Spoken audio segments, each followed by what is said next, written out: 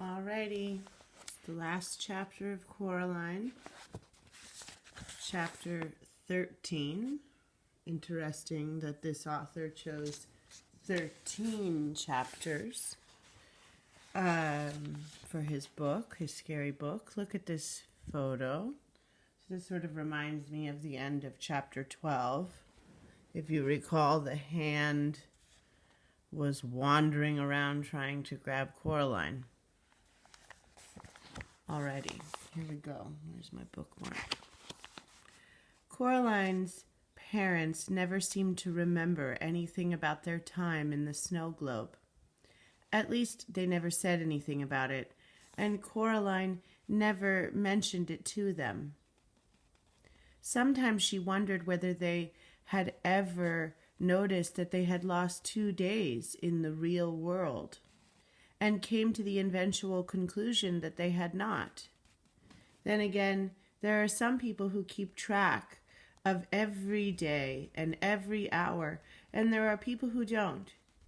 And Coraline's parents were solidly in the second camp. Coraline had placed the marbles beneath her pillow before she went to sleep that first night home in her own room once more. She went back to bed after she saw the other mother's hand, although there was not much time left for sleeping, and she rested her head back on that pillow. Something scrunched gently as she did. She sat up and lifted the pillow. The fragments of the glass marbles that she saw looked like the remains of eggshells one finds beneath trees in springtime, like empty, broken robin's eggs, or even more delicate, wren's eggs, perhaps. Whatever had been inside the glass spheres had gone. Coraline thought of the 3 children waving goodbye to her in the moonlight, waving before they crossed that silver stream. She gathered up the eggshell-thin fragments with care and placed them in a small blue box which had once held a bracelet that her grandmother had given her when she was a little girl. The bracelet was long lost, but the box remained. Miss Spink and Miss Forcible came back from visiting Miss Spink's niece, and Coraline went down to their flat for tea. It was a Monday. On Wednesday, Coraline would go back to school. A whole new school year would begin.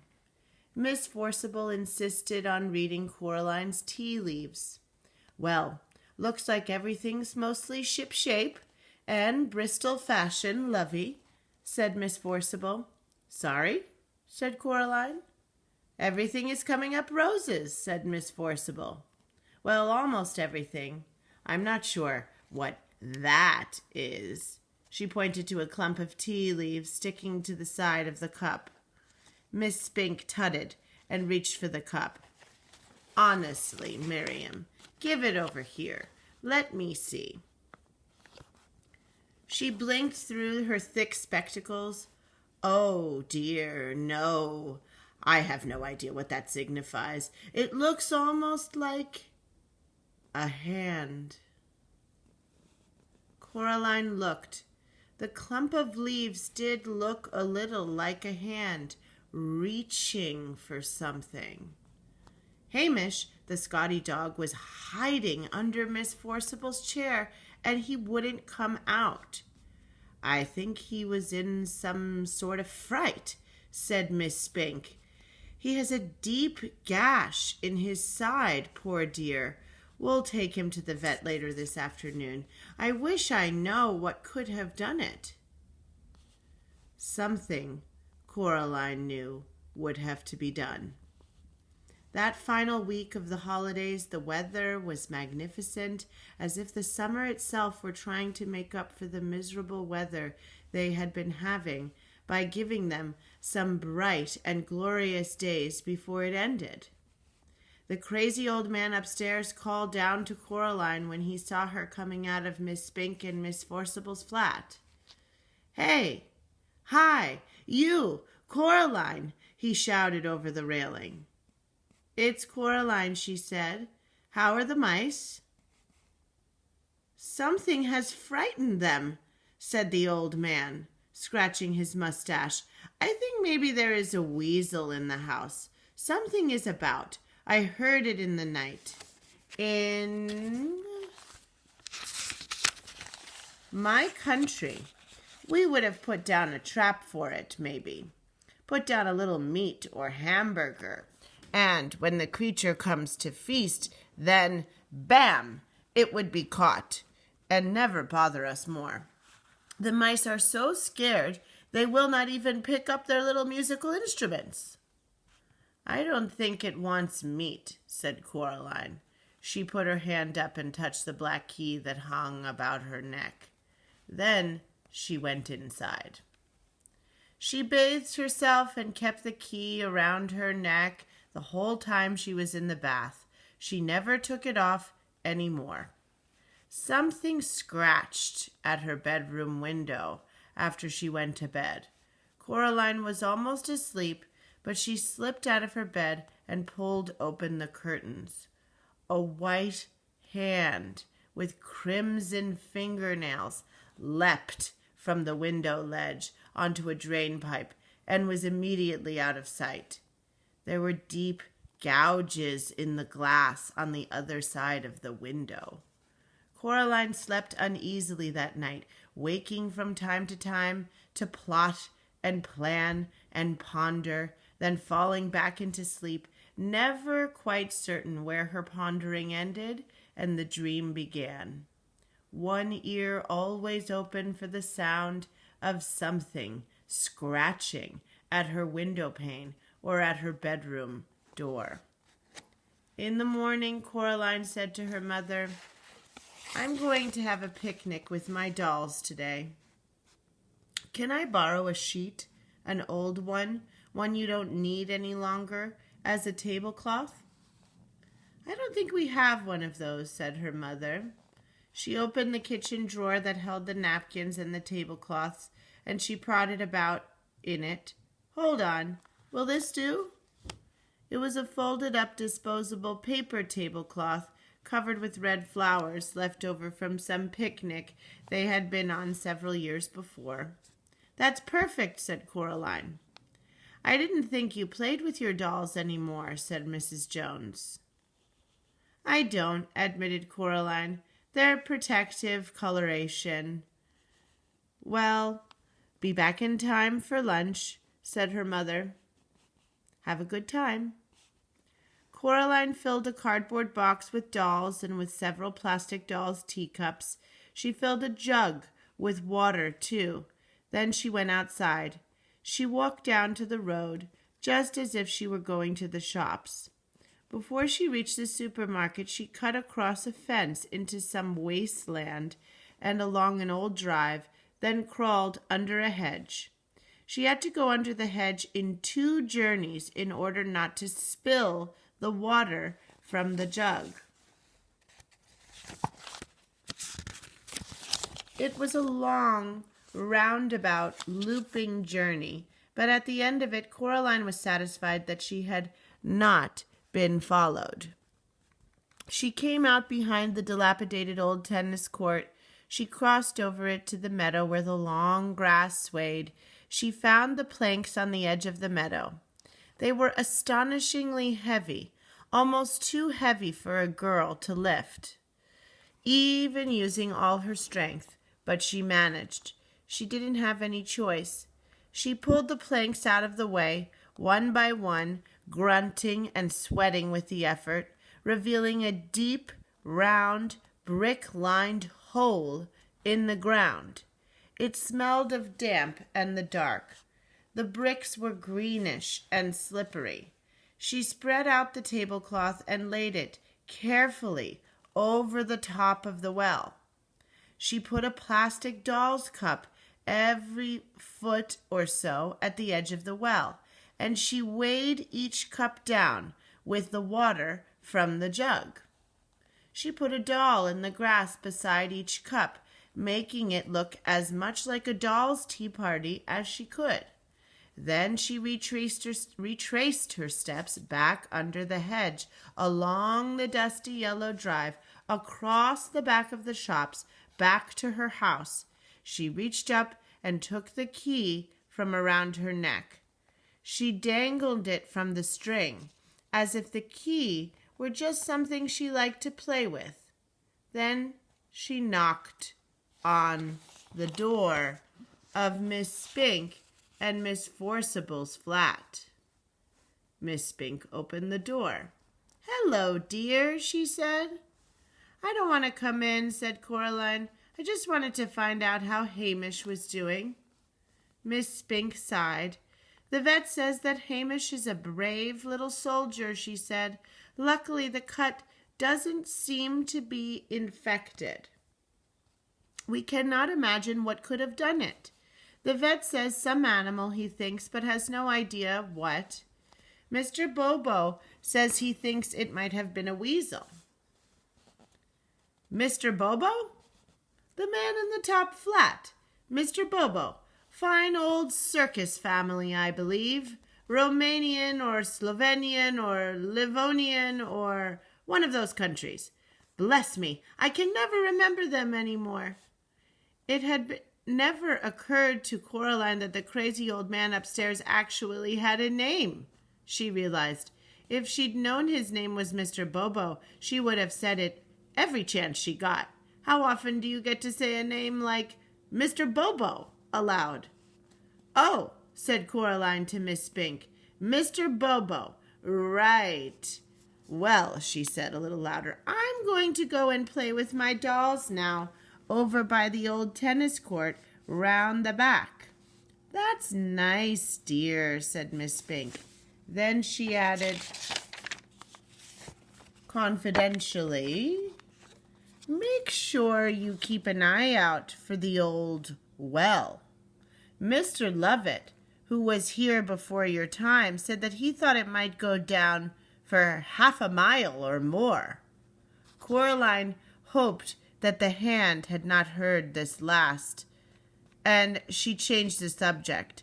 "This key," said Coraline loudly. "Oh, it's just some old key from our house.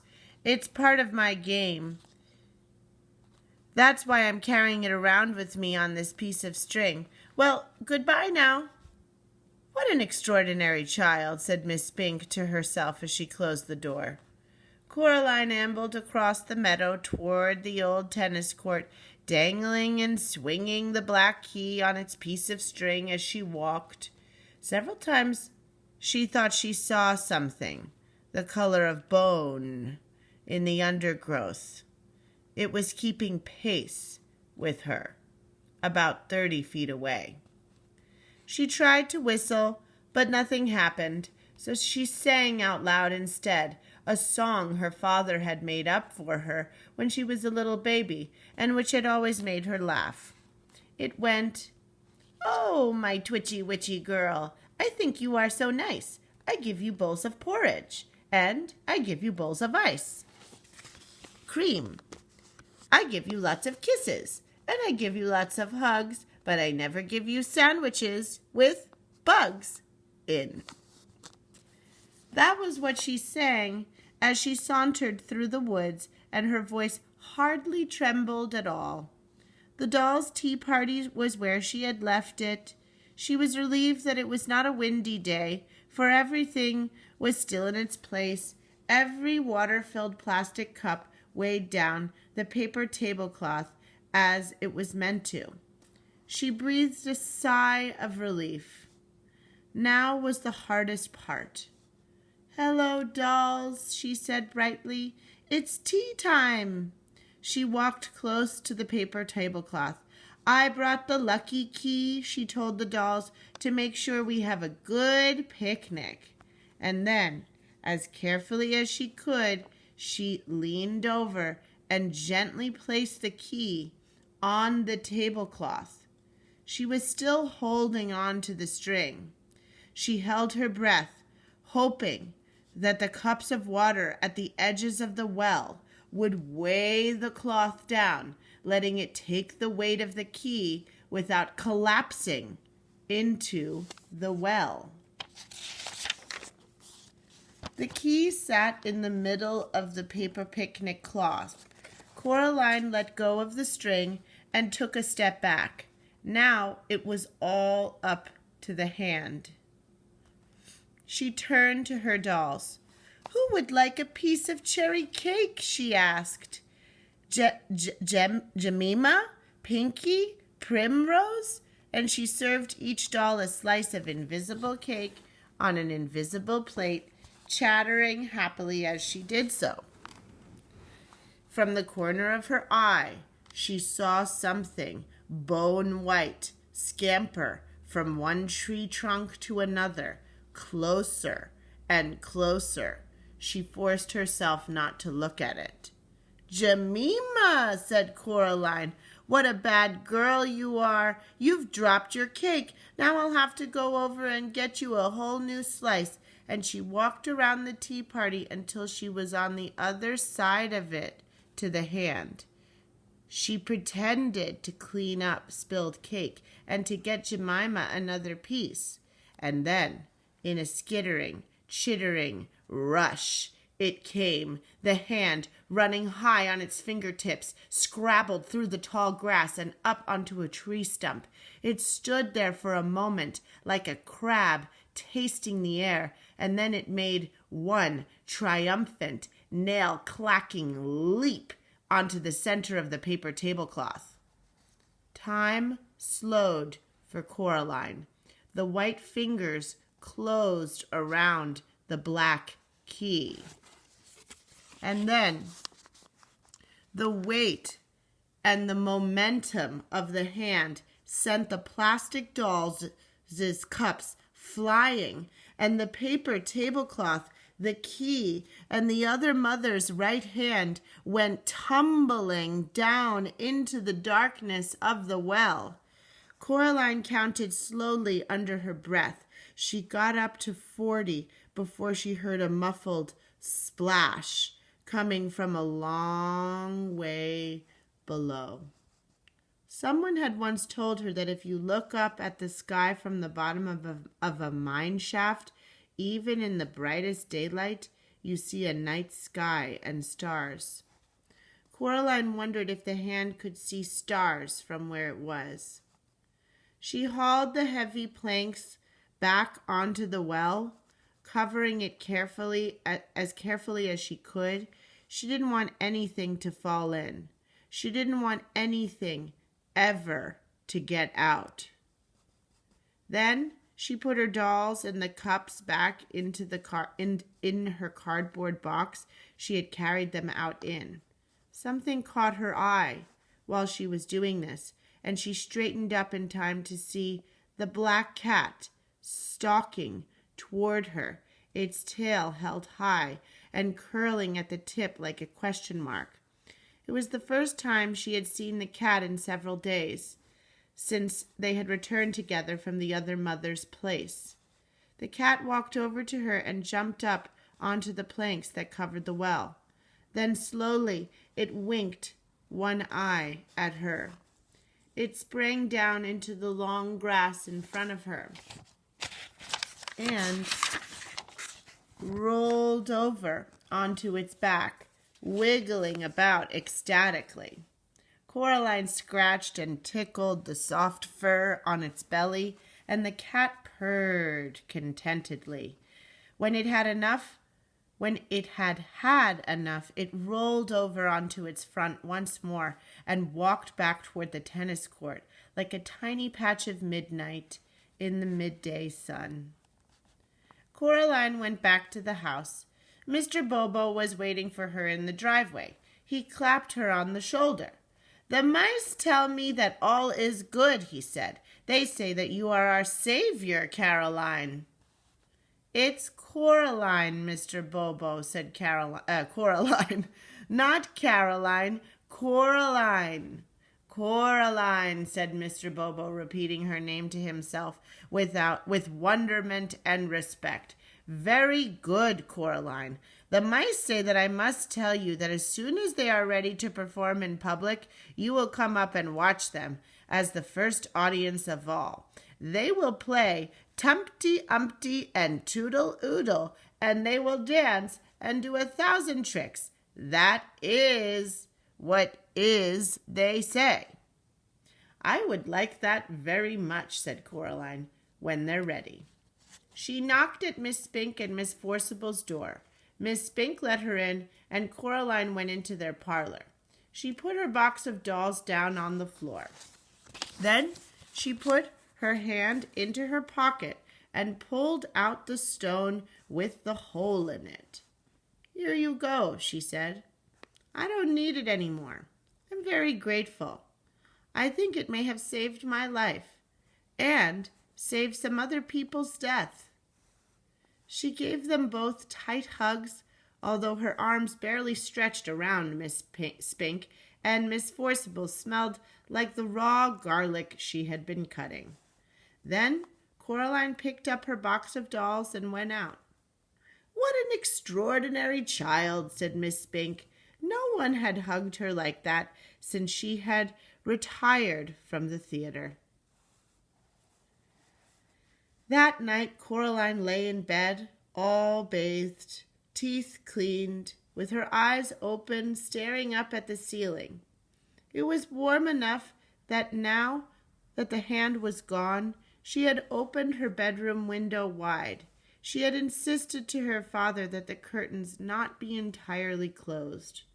Her new school clothes were laid out carefully on her chair for her to put on when she woke. Normally, on the night before the first day of term, Coraline was apprehensive and nervous, but she realized there was nothing left about school that could scare her any more. She fancied she could hear sweet music on the night air. The kind of music that can only be played on the tiniest silver trombones and trumpets and bassoons, on picolas and tubas so delicate and small that their keys could only be pressed by tiny pink fingers of white mice. Coraline imagined that she was back again in her dream, with the two girls and the boy under the oak tree in the meadow, and she smiled. As the first stars came out and Coraline finally allowed herself to drift into sleep, while the gentle upstairs music of the mouse circus spilled out onto the warm evening air, telling the world that the summer was almost done. So here's the last photo of the book. You can see it says here, Mr. Bobo's Mousestra, like an orchestra. And anything else to see in this book?